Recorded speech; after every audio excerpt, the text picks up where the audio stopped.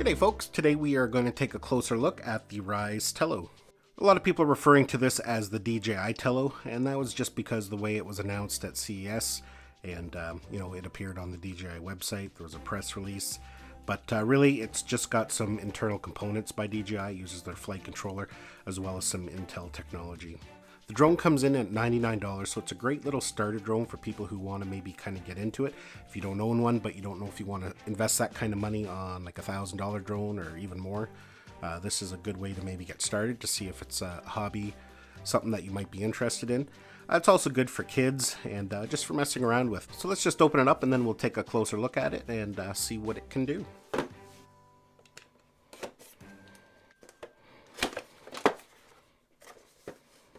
So first off here, we got a little instruction booklet. Not a lot in there, just enough to get you up and flying.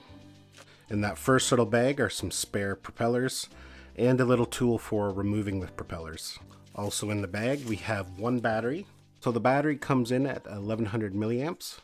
So just one of them. And it's pretty interesting to note that it doesn't come with the charging cable.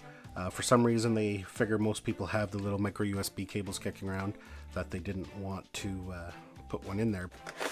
So we'll pull out the drone. There it is there. So it's actually really tiny, really tiny.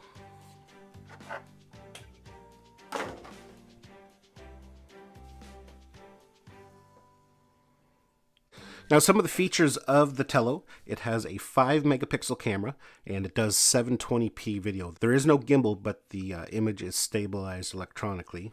Now here's where the Tello separates itself from other toy grade drones. It has image sensors at the bottom there, and that's how it holds the altitude. There's no GPS on it, but with those sensors you can really get a stable flight. They have some accessories you can get for it, including colored plates, so if you don't like the white you can pop that off and put on a different color. They also sell a battery hub, so if you get spare batteries you can charge them all at once. Now there's no dedicated controller for the Tello. It is controlled via your smartphone. You connect via Wi-Fi and it has a dedicated app that you use to control it. You can, however, they do state that you can use Bluetooth game controllers, ones that you would use on a phone to play different games, to control it. They actually have a list on their website, ones that are compatible. So I will be taking a look at that later on in a different video. We'll maybe get one in and see how that works. So I think we'll get things charged up here, and to charge it up you can see there's a little micro USB port right on the side there, and you just use any standard micro USB cable that you have kicking around. If you do have any other drones or GoPros, old GoPros, or some old smartphones, any of those cables that came with some of those products will work with the Tello. So here it is here. I've taken the propeller guards off so you can get a good look at it. As you can see, it's quite small. Now let's compare it to the size of the Spark.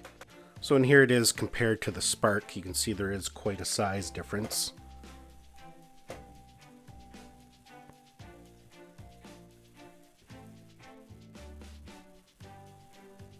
So like I stated when I was unboxing it, it doesn't come with a charging cable.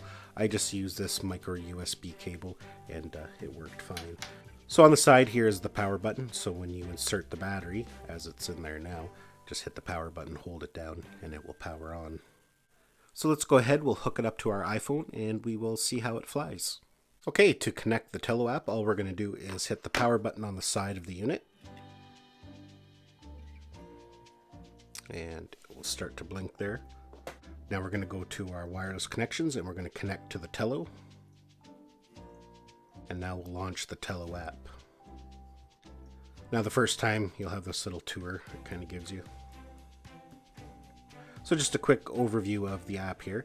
This button here is our auto takeoff. This one here is our flight modes, and we'll get into more of that in a minute. Here are some settings. And from here, there's a couple things I would recommend. First of all, you can change it from slow to fast. If this is your first drone and you're just going to be starting flying, definitely leave it on slow. VR is where you can mount these in goggles and kind of get a VR experience, kind of like FPVing. Now you will need a controller to do that because obviously your phone's going to be mounted in a pair of goggles. So, you know, if you do want to try that, you will have to pick up a remote. Under the Wi-Fi settings, you can create a password. As you notice, when I connected, it didn't ask for any kind of password. So if you want to set a password, you can do so there. Now if we go to more, there's a couple things here I would recommend doing. First is photo quality. Put it to high because you want the best quality photos you can get. And then at the bottom there, if you go to bitrate, turn it all the way up. That'll get you better quality video. It is only 720, but definitely turn that up and you'll have a nicer video quality. Up here gives us our battery, the remaining battery, and our Wi-Fi strength. The play button allows you to play media that you've recorded. So if you've recorded some videos or taken some photos, you can click on that button. And this button here switches from camera to video recording. And this button here is how you take your photos and videos. So when we go to flight modes, they have a couple different flight modes. So the first here is throw and go. That basically allows you to hold the drone in your hand and you press that, you can throw it in the air and it will just take off. The next is flips, and we'll get into that when we're flying it. Up and out is kind of like the selfie mode, where it kind of flies out facing you and then kind of goes up a little bit. 360 will just spin around in one spot, and circle will circle around you. Then there's bounce mode, and if you've watched any other videos, it seems kind of almost pointless. It basically just goes up and down. So that's basically it for the controls. Let's do a quick flight and we'll see how it flies. Okay folks, let's take this for a quick flight and we'll see how it works. So we'll hit the takeoff button, slide to take off, and there it goes. Can't do all the tricks indoors here, but let's try a flip. So we'll go to flight modes and we'll go to flips. And basically, you just swipe your finger in the way that you want the drone to flip. So if we flip up, you'll see that. Flip down. Flip sideways. And we'll flip that way. So it's surprisingly holding itself very stable. If you've flown any of these toy drones before, you know that they don't like to stay in one spot, especially with you got the wash from the propellers coming out from underneath it. But those sensors at the bottom really do help a lot. So let's just do a quick landing and then maybe we'll do a hand launch. When we go to land it, there's two ways we can land it. We can land it just to the ground with an auto land, or we can hand land it. So if we click hand landing, we have 5 seconds to put our hand underneath. So let's try that.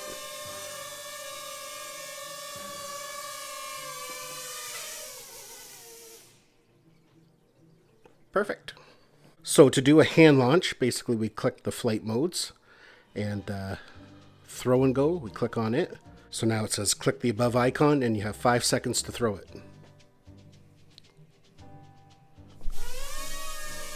Perfect.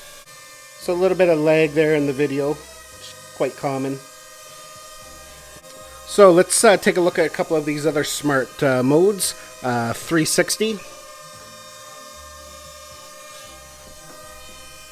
Start,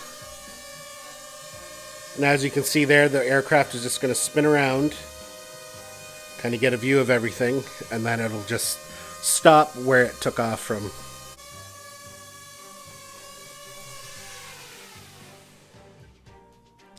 So yeah, not bad. Pretty impressed with the little guy so far. Okay, so let's just do a quick test outside. It's pretty cold, -3 today. And a fairly good breeze. So we'll see how the Ryze Tello can handle these conditions. We'll just let it hover and see what it does with the wind. You can see it is being blown around a fair amount.